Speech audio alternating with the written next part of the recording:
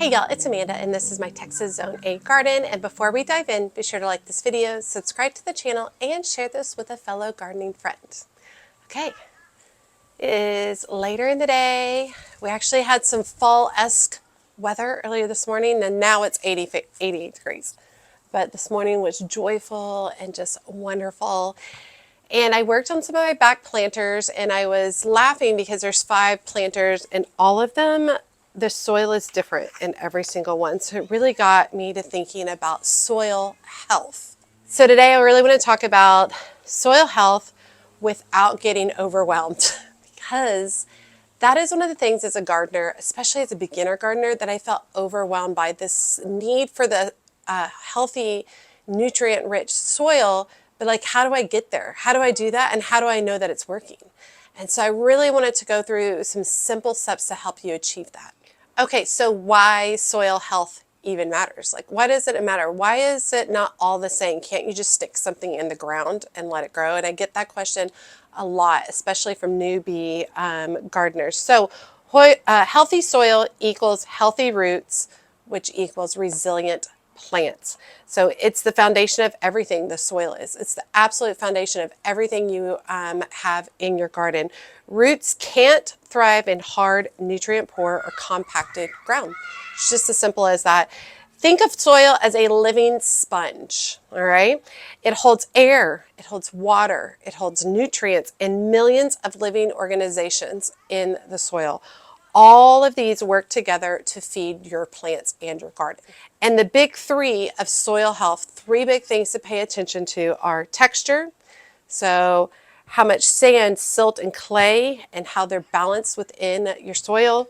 Drainage, how well water moves through the soil. And organic matter, the life source that keeps it all balanced. Texture, drainage, organic matter.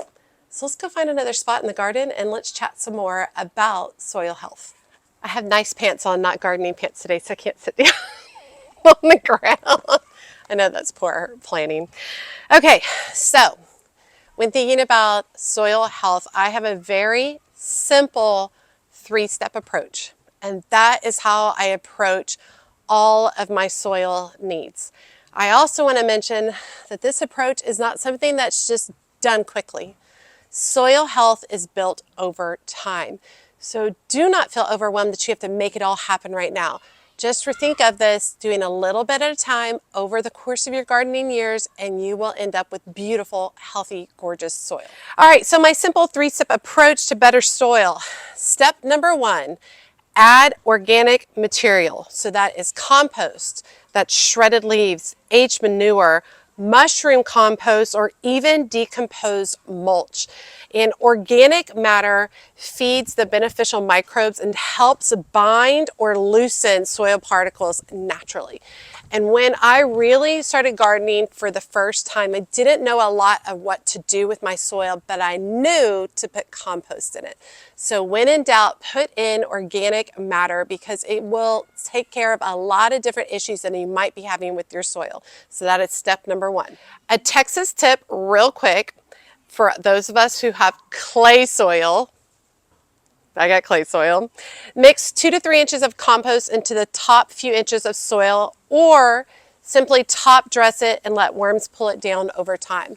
You won't be able to get rid of the clay soil, but you will be able to break down the clay soil. Clay soil actually has tons of nutrients. You just need organic matter, and textures and such to be able to break down that clay and give it better drainage and allow plants to grow in it. Step number 2, protect the surface. So this is something that I struggle with in some areas and not in other. I feel like I do a better job in my main garden beds. I mulch those really well, but then in my raised beds, I struggle a little bit. So we want to protect the surface. We want to keep soil covered year round with mulch, straw, shredded bark, or chopped leaves. Mulch prevents water from evaporating, which is key in this Texas environment. It also keeps soil temperatures stable, whether we're getting hot or whether we're getting cold, and reduces erosion from Texas rainstorms, because our rainstorms usually come hard and fast. Like we just had one a couple of days and it just rips the soil away. Over time, the mulch, in addition, breaks down into more organic matter, going back to that step 1. So step 2, keep your soil covered. Now, there are some exceptions for that. Areas where you want things to reseed, I do not add mulch to those areas because I need light to be hitting a lot of that soil so that those seeds can come back. But definitely in your general garden beds, maybe in front of your house or whatever, you can put, a couple of inches of mulch in those areas so that you can protect that soil from drying out, from cracking, from running off out of your garden. But step number 2 is to protect the surface of your soil. Step number 3, don't overwork it. This is a key thing that I had to learn later on in life. Originally, when I was starting as a gardener, I always, think of people in movies working in the garden. They're always tilling up the soil and messing with the soil. Nah, we're not going to do that. We're not going to overwork the soil. Avoid tilling if possible. That disrupts soil structure and kills beneficial organisms. Instead, we want to use the no-dig method. So you want to layer on compost and organic matter on top and let nature, aka worms and rain, do the mixing. So we don't want to disturb the different layers of the soil. We don't want to disturb this whole world of soil and what's going on in it. We just want to feed it from the top and then allow nature to pull it down. Walking on wet soil compacts it as well, so use stepping stones or boards to prevent that. I step in my gardens all the time if I can't reach. The rest of the time I stay out of the gardens. I don't want to compact any of the soil. All right, so step number 1, we have add organic matter. Step number 2, protect the surface.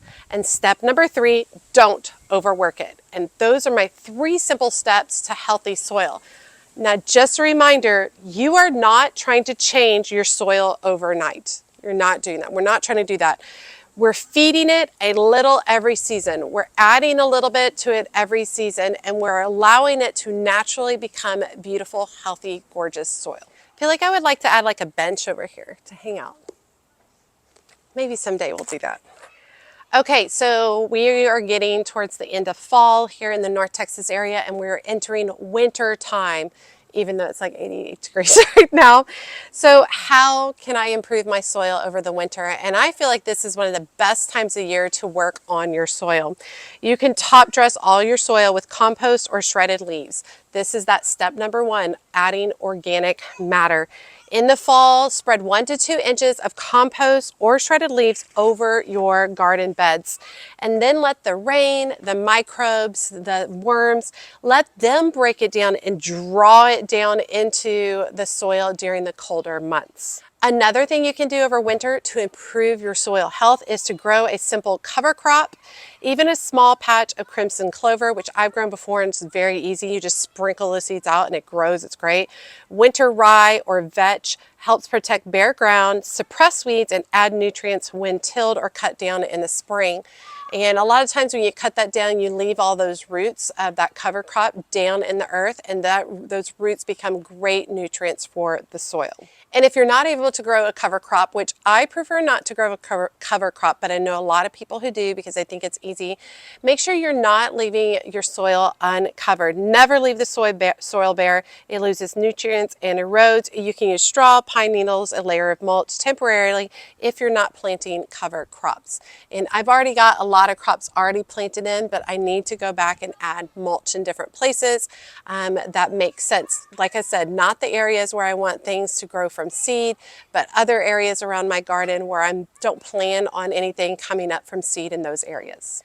Okay, so one of the things I always like to discuss in situations like this is common myths about whatever gardening topic it is. So we're talking about common myths that we're going to bust up in regards to soil health. So myth number 1, apparently myth is a difficult word for me to say. Myth number 1, you need to test your soil every year. Absolutely not. You do not need to test your soil every year. The reality of that is once every 3 to 4 years, it's fine to test your soil unless you have made major changes or you are seeing major progress. problems. And I am not seeing major problems in my garden. I have not tested my soil in years. Should I start to have crops that are suffering or areas that aren't doing well, then that would be obviously a trigger for me to test my soil. But you really only need to do it about 3 to 4 years, not every year. Okay, myth number 2, bagged garden soil is the answer. It is not the answer. I know it seems like you should just go buy all the bagged garden soil from your local nursery and just put that in the garden and then you're done. You don't have to do anything. But that is not the reality of healthy soil. So the reality is it's often just a temporary fix. That soil is only going to last, or its nutrients are only going to last for a certain amount of time. What your garden really needs is living soil that is built over time. That's why we have those 3 steps. We add organic material. We make sure not to overwork it, and we make sure to protect the surface of the soil. But constantly adding organic material every year, sometimes twice a year, depending on how much you're bringing in, will be extremely beneficial to your garden. That bagged soil is only going to last so long. Myth number 3, more fertilizer equals better growth. So no, and this was definitely my perspective when I was an early gardener and I would just pound in the fertilizer like crazy. The reality is over-fertilizing can kill beneficial microbes, it can harm roots. What we want to do is focus on organic balance instead of chemical boosts. And that's really what you need to think of fertilizer as. When you put even the organic ones, those are chemical boosts, even if they're natural. They will boost for a little bit, but not forever. What you really need is that beautiful organic matter worked into your soil, and that's what's really going to feed your plants and garden over time. Kind of like this, like carrying my chair around in the garden. I think it's fine. Okay, so we've talked about what we can do for our soil.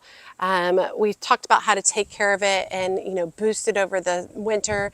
And we've talked about common myths in regards to soil health. But how do you know your soil is good or if it's bad? Like, how are you supposed to know? So signs your soil is thriving. Earthworms. If you're digging in your soil and you see earthworms, worms of any type, natural tillers and indicators of life. They are happy to be there. They are going to go where the food sources are. And earthworms poop. And the more they poop, the more nutrients they add to your garden. So keep an eye out for earthworms. And you guys have seen me when I've been working in these beds lately, digging for earthworms, seeing if I see signs of life. Very important. Your soil also, if it's thriving, it will have a crumbly texture. It will break apart easily in your hands, but it will hold some shape when it's moist. So you don't want it to be compacted, clay-like. You don't want it to be so sandy that it can't clump at all. It needs to be able to easily break, make a soft clump and then break it apart with your hands. That's a great sign of quality soil.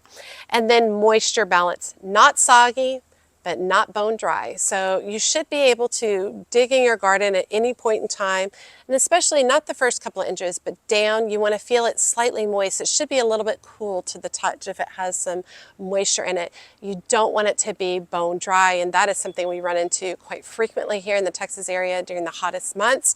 The soil can get very dry, and when that happens, living organisms die off. But if you've got earthworms, a beautiful crumbly texture, and moisture balance within your soil is thriving. Okay, but let's talk about signs that it needs help. Like, how are we supposed to know when it's not doing well? Poor drainage or standing water. If you come out after your watering session or a rainstorm or something and you have water that's pooling for quite a long time, that's a problem. That means you have a drainage issue. Hard, crusted surfaces, meaning like they're sun-baked and you literally have to use a tool to crack through the first, half inch of the soil.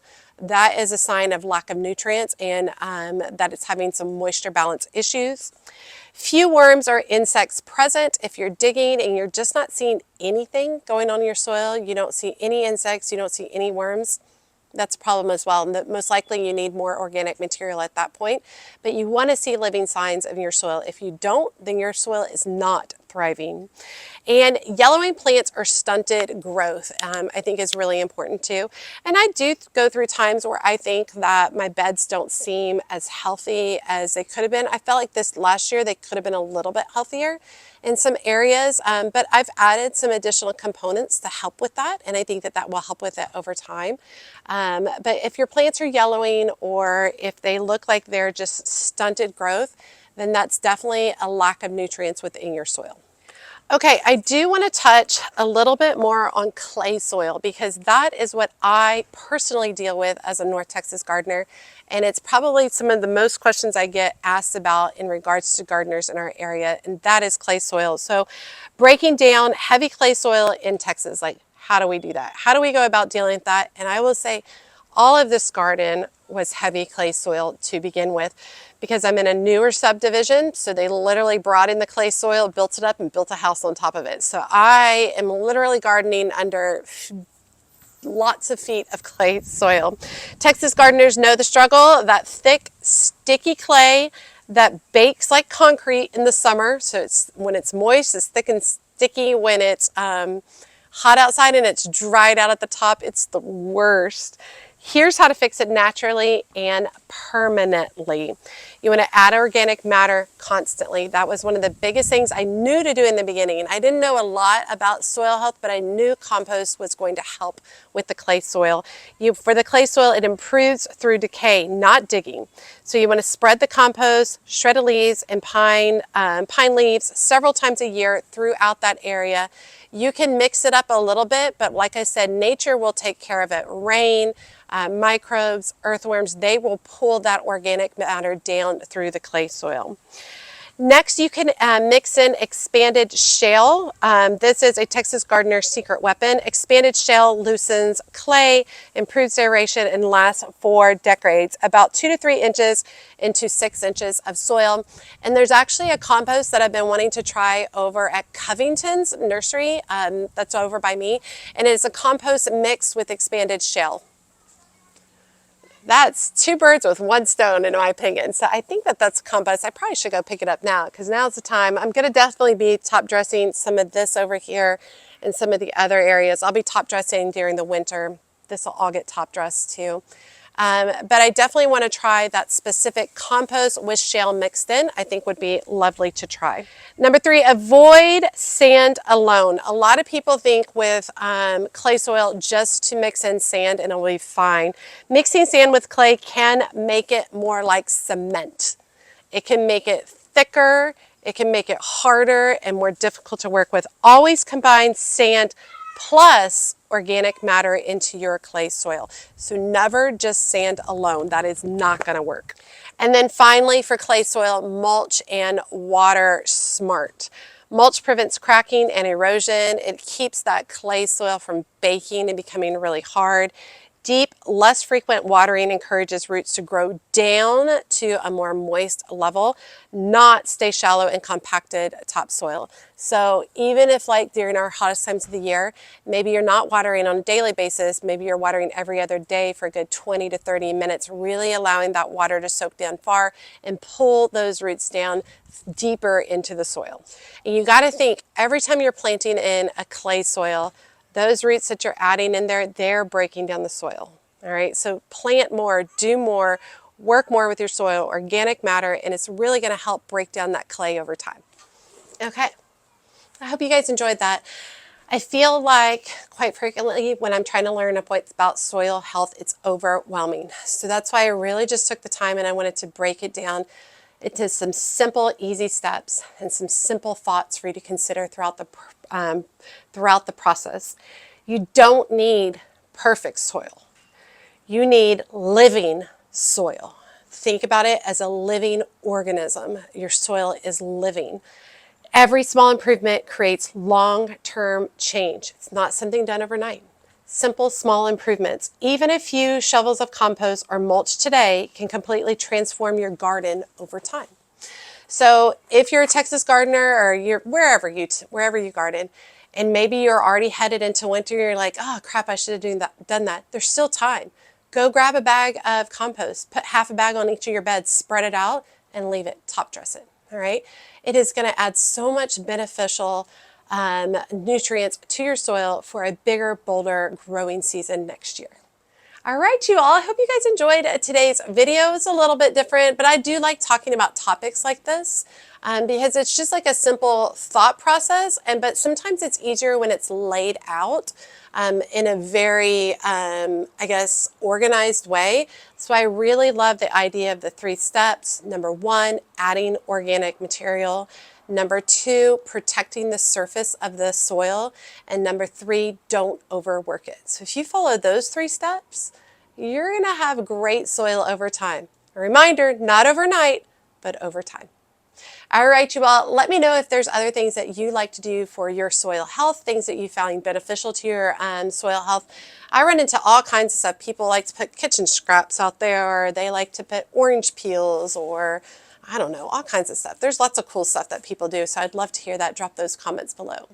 As always, make sure you like and comment on the video. Every time you like and comment, it helps grow the video and my channel so much. And if you don't feel comfortable leaving a comment, just drop me an emoji below, letting me know that you made it to the end of the video and you say hi. Shout out to my patrons. Hello, all of y'all. Love y'all so much. For those of you who might be interested in my Patreon community, the link is in the video description below. Go check it out. Say hi. There's a free tier you can join in under, and there's a paid tier. The paid tier, you get access to lives as well as exclusive videos, photo sharing, and group chats. It's a great group of people. We really enjoy each other. We talk about gardening a little bit every day and then a lot once a week when we do lives.